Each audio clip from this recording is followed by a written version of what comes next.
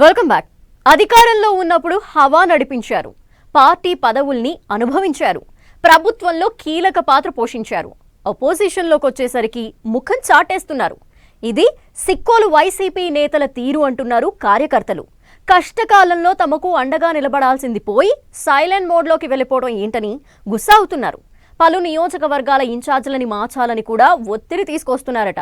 ఇంతకీ సిక్కోలు వైసీపీలో ఏం జరుగుతోంది? నేతల తలోదారితో క్యాడర్ అయోమయంలో పడిందా?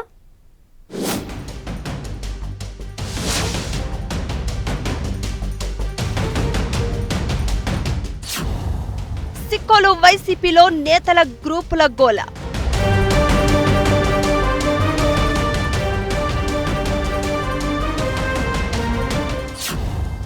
కొందరు సైలెంట్, మరికొందరు ఒంటెద్దు పోకడలు.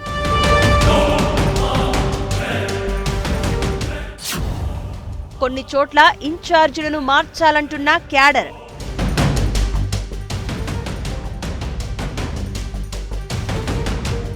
సిక్కోలు వైసీపీలో చిత్ర విచిత్రాలు కనిపిస్తున్నాయి. పార్టీ పవర్లో ఉన్నప్పుడు పదవులను అనుభవించి అధికార దర్పాన్ని ప్రదర్శించిన నేతలంతా అధికారం పోయాక అంతా సైలెంట్ అయిపోయారట. అధికారంలో ఉన్నప్పుడు ఒంటెద్దు పోకడలతోనే నెట్టుకొచ్చిన నేతలు ఇప్పుడు అపోజిషన్లోకి వచ్చేసరికి కంటికి కూడా కనిపించడం లేదట. దీంతో తమకు అండగా నిలబడని వారిని తప్పించాలంటూ అధిష్టానంపై తెగ ఒత్తిడి తెస్తున్నారట కార్యకర్తలు. ఇన్ఛార్జీలను మార్చాల్సిందేనంటూ పట్టుబడుతూ ఉండడంతో అధిష్టానం ప్రత్యామ్నాయంపై దృష్టి పెట్టిందన్న టాక్ నడుస్తోంది.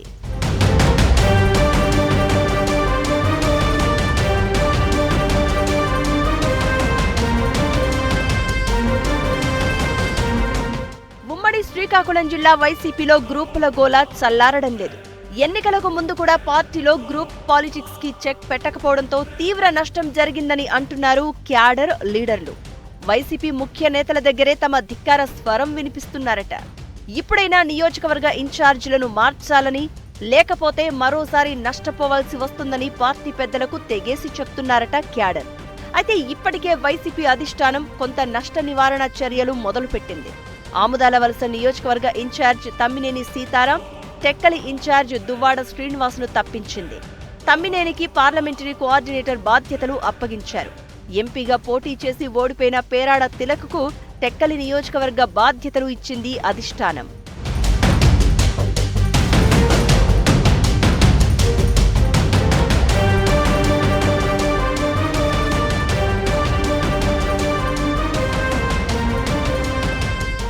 ఇక మిగతా నియోజకవర్గాల్లో కూడా ఇన్ఛార్జీలను మార్చాలని పట్టుబడుతున్నారట cadre.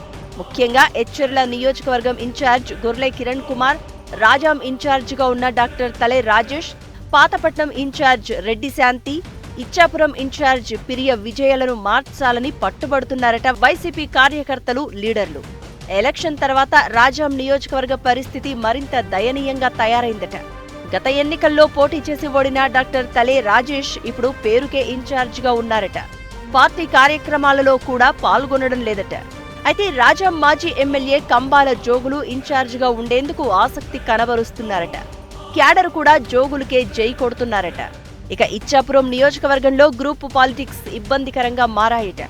MLC Narthu Ramarao, ZP chairman Piriya Vijayasairaj వేర్వేరు వర్గాలను మెయింటైన్ చేస్తున్నారు. దాంతో ఇచ్చాపురంలో కొత్త వ్యక్తికి ఇన్ఛార్జ్ బాధ్యతలు ఇవ్వాలని కోరుతున్నారట స్థానిక నేతలు.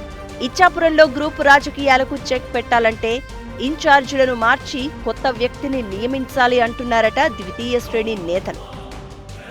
వైసీపీ అధికారంలో ఉన్నప్పుడు గ్రూపుల గోలతో నిత్యం రచ్చకెక్కేవి ఎచ్చెర్ల, పాతపట్నం నియోజకవర్గాలు.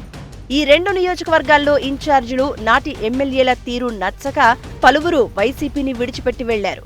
గొర్లె కిరణ్ ను మార్చాలని ఎచ్చెర్లలోని ఆయన వ్యతిరేక గ్రూపు డిమాండ్ చేస్తోందట. ఇక పాతపట్నంలో నాన్ లోకల్ అయిన రెడ్డి శాంతిని తప్పించి స్థానిక నేతలకు నియోజకవర్గ బాధ్యతలు కట్టబెట్టాలి అంటున్నారు క్యాడర్. ఘోర ఓటమి పాలైన నేతల గ్రూపుల గోల మాత్రం చల్లారకపోవడంతో కార్యకర్తలు విసిగిపోతున్నారట. అధిష్టానం దిద్దుబాటు చర్యలకు దిగుతుందో లేదో అని నిట్టూర్పుతో ఎదురు చూస్తున్నారట. సిక్కోలు నేతలను వైసీపీ అధినేత ఎంతవరకు సెట్ చేస్తారో చూడాలి మరి.